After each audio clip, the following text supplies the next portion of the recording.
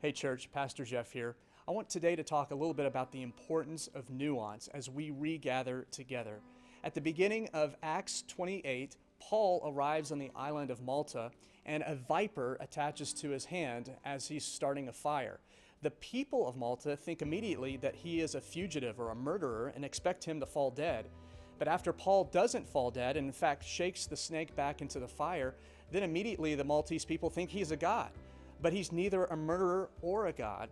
And what that story shows, among a lot of things, is how the danger of having a lack of nuance can lead us to wrong assumptions on either side of a spectrum.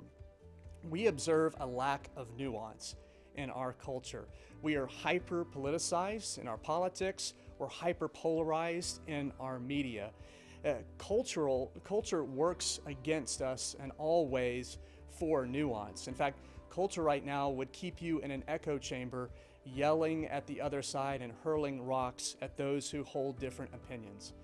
But for the church to be countercultural is to emerge as a calmer, nuanced voice.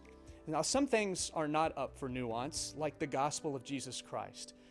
But, for example, Romans 13, which tells us that we should be subject to our governmental authorities. That's true, but at the same time, there are areas where we might push back in a civic way, in a prudent way. And so not everything is black or white. In fact, we should, as we have wisdom and prudence, embrace gray when we can.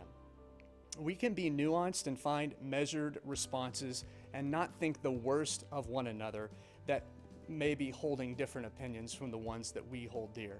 In fact, we look at 1 Corinthians 13, and one of the aspects of love is that it believes all things and bears all things. And we want to be a people of love for one another that bears and believes all things. Now, nuance does require humility and patience. And I believe that we can have almost any conversation if those two things, patience and humility, are at the forefront. We need wisdom as well. And one of the places that we find wisdom in the Bible is in the book of James, chapter 3. And let me read James 3, 17 and 18 to us. But the wisdom from above is first pure, then peaceable, gentle, open to reason, full of mercy and good fruits, impartial and sincere. And a harvest of righteousness is sown in peace by those who make peace. We want to be people known by wisdom from above, peaceable, calm, and sowing a harvest of righteousness. This is achieved through Jesus Christ, who exemplified humility by taking on flesh and going to the cross to die for us.